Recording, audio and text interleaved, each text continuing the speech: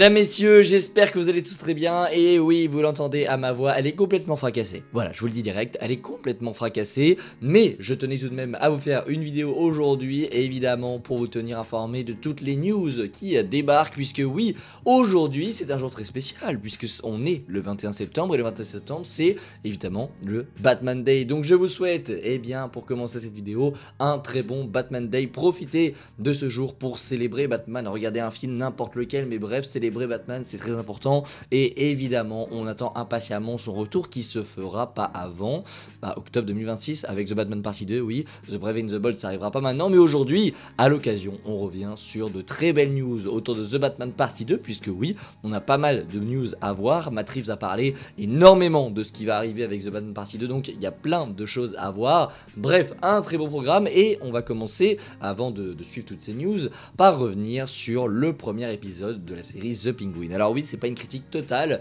du premier épisode, puisque la critique totale se fera en live vendredi prochain. Vous le savez, si vous avez suivi un petit peu les dernières vidéos, je vous avais dit que je voulais mettre en place des lives afin que je puisse revenir sur les épisodes d'Agatha All Along, donc une série Marvel, et de The Penguin. Mais j'avais fait ça jeudi parce que j'étais pas sûr d'avoir le temps le vendredi, et puis je savais pas comment j'avais inclure eh bien The Penguin. Et j'ai trouvé la solution, je vais tout simplement faire les lives les vendredis, puisque on aura pu voir l'épisode d'Agatha et l'épisode de The Penguin qui sera sorti bien avant. Donc on pourra faire des lives qui seront donc dédiés à Agatha All Along et The Penguin. Donc ce sera tous les vendredis. On reviendra vendredi prochain donc sur l'épisode 1 et 2 de The Penguin et sur l'épisode du coup 3 d'Agatha All Along. Ça va être très sympa, n'hésitez pas à venir, ça va être plutôt cool. Mais pour ce qui est du premier épisode de Penguin, j'ai vraiment surkiffé. J'adore évidemment l'ambiance qu'on retrouve, la fameuse ambiance de The Batman qui est pour le coup très bien représentée ici. J'ai vraiment kiffé, et je trouve que j'avais un petit peu peur qu'on perde un petit peu de cette saveur dans The Penguin, qu'on ait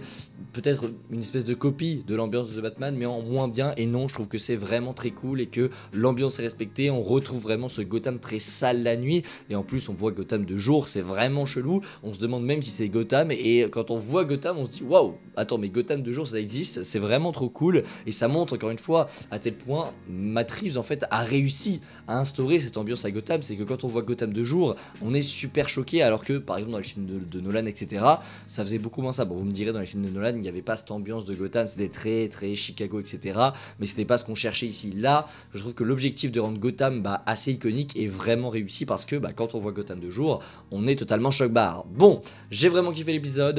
Il y a, je trouve, pas de points négatifs. Moi qui suis pas très dans les séries où ça avance très lentement, etc., je sais pas pourquoi, je pense que c'est l'heure qui m'intéresse beaucoup. Je trouve que c'est super bien écrit, qu'on développe vraiment bien les personnages, et qu'en plus, voilà, ce premier épisode, il met tout en place et c'est hyper intéressant. Je sais pas pourquoi, d'habitude, vraiment les séries où il y a un rythme qui est très effréné, qui n'avance pas très vite, où il se passe pas grand chose, c'est beaucoup de discussions, etc., je me fais vite chier. Mais là, je sais pas pourquoi, peut-être que c'est l'univers de The Batman qui fait ça, ou j'en sais rien du tout, mais je suis tellement intéressé par la série, je trouve que c'est vraiment cool, et pour moi c'est le meilleur démarrage en termes de série de l'année, à voir comment ça va évoluer, mais il y a moyen que la série soit la meilleure série de 2024 pour moi. Bref, voilà ce que j'avais à vous dire pour The Penguin. On va donc maintenant rentrer dans les news autour de The Batman Partie 2, parce que oui, il y a pas mal de choses à dire, vous le voyez. On va commencer avec, eh bien, The Batman Partie 3, puisque oui, vous le savez, The Batman Partie 2 arrivera, mais est-ce qu'on aura un The Batman Partie 3? Eh bien, Matt Reeves a répondu, comme vous voyez juste là, et selon lui, oui, Matt Reeves confirme qu'il est toujours prévu de faire une trilogie avec The Batman. Il a déclaré, donc vous voyez les mots en dessous, oui, c'est toujours le plan, c'est selon Collider, vous pouvez les vérifier, c'est disponible sur mon Twitter, je vous invite à aller me suivre là-bas. Mais oui, un The Batman Partie 3 va bel et bien voir le jour. Je pense que l'objectif avec The Batman, c'est bien de faire une grosse trilogie, et après on verra. Je pense pas qu'on aille au-dessus de ça, je sais pas, ça va me faire chier, parce que pour moi il y a un univers développé autour de Batman, et c'est vraiment avec ce Batman là, je pense qu'on peut se concentrer uniquement sur Batman et pas aller chercher des délires de liens avec la Justice League, même si c'est très cool, mais ça on l'aura dans l'univers de James Gunn. Donc pour moi ici, on peut vraiment développer le lore de Batman, pourquoi pas exploiter quasiment tous les méchants qu'il y a dans les comics, j'en sais rien, mais pour moi il y a des choses à aller chercher, et s'arrêter à un The Batman Partie 3, ça serait très dommage à voir. Mais en tout cas, la news qu'il faut retenir, c'est que oui, un The Batman Partie 3 arrivera, et dites-moi en commentaire, eh bien, quel méchant vous espérez pour ce troisième opus. Pour le coup, j'ai ma petite idée là-dessus, je pense évidemment que ce sera le Joker, on te le tease, je pense qu'on te le teasera aussi dans The Batman Partie 2, donc sur ce point-là, j'ai pas énormément de doutes, je pense que oui, le Joker de Barry Keoghan sera évidemment le grand antagoniste de The Batman Partie 3, ouh la voix qui est partie, c'est pas grave. Allez, on continue avec une news qui va un petit peu nous aiguiller une nouvelle fois sur les méchants de The Batman Partie 2. Vous la voyez juste ici, Matt Reeves à propos du méchant de The Batman Partie 2. Je vous lis ce qu'il a tout simplement dit.